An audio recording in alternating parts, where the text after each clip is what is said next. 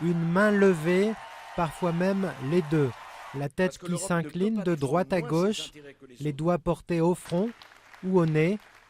Les gestes tranquilles de François Hollande ou ceux plus saccadés de Nicolas Sarkozy s'impriment doucement mais sûrement dans les mémoires des électeurs.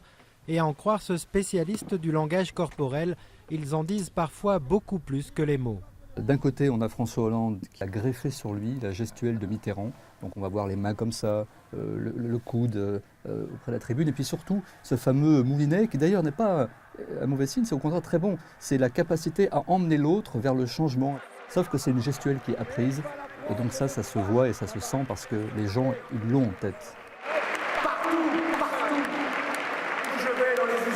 Et puis Nicolas Sarkozy, qui certes est plus expressif, mais parfois a une fâcheuse tendance à mimer les choses et à faire des gestes qui figurent une réalité qui n'existe que dans son esprit. Ça, c'est l'apanage du menteur. Donc les deux, en fabriquant des gestes, finalement fabriquent du mensonge.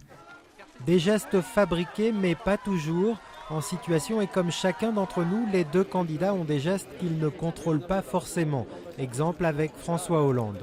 Quand il évoque les dangers de la spéculation financière, sa paupière gauche va tomber plus vite que sa paupière droite. Ça veut dire que c'est quelque chose où il y a là une dimension émotionnelle. Sûrement, ça le touche. C'est un item de sincérité, par exemple.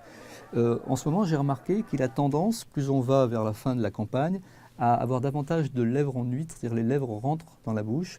Et ça, c'est la maîtrise du discours. Chez le président sortant, le mouvement d'épaule est devenu le premier geste de caricature. Mais il y en a un autre qui passe difficilement inaperçu. Nicolas Sarkozy va se toucher le nez. Le nez, c'est l'image. Donc il y a un problème par rapport à l'image extérieure. Pendant le débat en 2007 avec Ségolène Royal, quand elle dispute un petit peu, l'image de l'autre le dérange. Et puis parfois, c'est son image à lui, ou parfois les choses ne se passent pas comme je voudrais, ou les choses ne sont pas conformes à mes valeurs. Bref, il y a une préoccupation chez Sarkozy qui est l'image de façon générale. Dans un discours, plus de la moitié de ce que l'on retient relève de la gestuelle. Alors mercredi soir, pour le débat télévisé de l'entre-deux-tours, les petits gestes des candidats pourraient bien peser et contribuer à faire la différence.